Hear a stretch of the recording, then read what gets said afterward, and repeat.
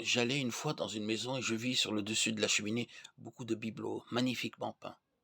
Je demandai au maître de maison: quelles sont ces choses? Il répondit: ce sont des coquilles d'œufs ordinaires. C'était simplement des coquilles d'œufs.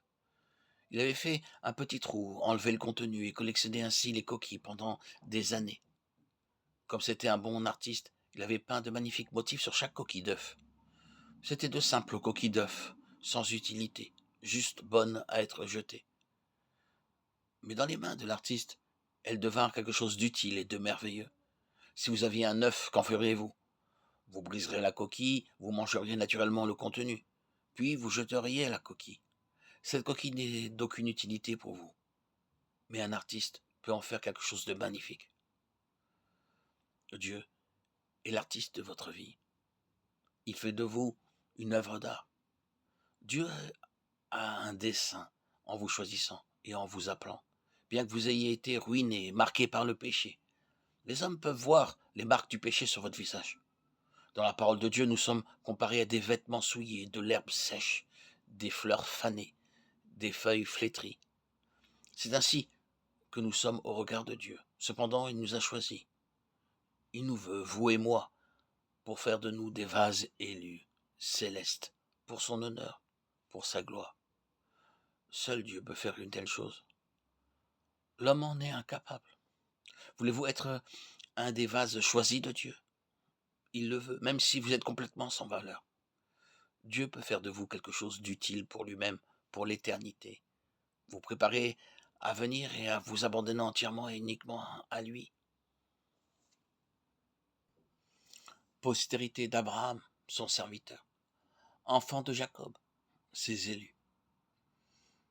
Ici, Jacob est appelé vase élu. Dieu l'avait choisi, connaissant tout de lui.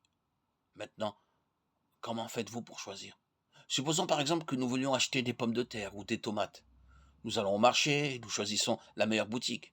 Nous demandons quelques kilos de tomates, de pommes de terre, d'oignons. Et parce que nous achetons pour nous-mêmes, nous choisissons avec soin. Nous disons, ceci est bon, cela n'est pas bon, ceci est trop gros ou trop petit, ceci est fané ou cela est écrasé. C'est ainsi que nous choisissons. Mais Dieu dit que cela ne fait rien. Que vous soyez repoussant, souillé, ruiné par le péché, l'homme peut vous dire que vous êtes inutile. Mais si vous allez à Dieu, il vous demandera seulement, veux-tu être mon vase? Veux-tu t'abandonner à moi? C'est tout. Il sait comment vous lavez, vous purifier, vous transformer si vous vous placez dans ses mains. Lorsque vous donnez vos vêtements au teinturier, lui dites-vous, monsieur le teinturier, vous devez nettoyer comme ceci, vous devez tremper les vêtements dans l'eau, mettre du savon, les frotter, puis les remettre à tremper. Le teinturier dirait certainement, laissez-moi faire, ce n'est pas votre travail, mais le mien. Je sais comment nettoyer les vêtements. C'est mon travail, ne me donnez pas de conseils s'il vous plaît. Le teinturier sait comment laver vos vêtements, et Christ sait comment purifier le pécheur, immonde, et le transformer en quelque chose de glorieux. Pour votre part, vous devez seulement être préparé et vouloir devenir son vase choisi. Dieu choisit Jacob et le transforma en prince pour Dieu, bien que cela lui prit 20 années. Que penseriez-vous de donner vos vêtements à la blanchisserie et de les reprendre 20 ans après seulement?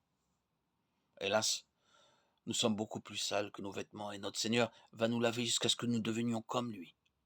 Dieu ne sera satisfait que lorsque nous serons transformés à l'image de son Fils. Voulez-vous être son vase élu?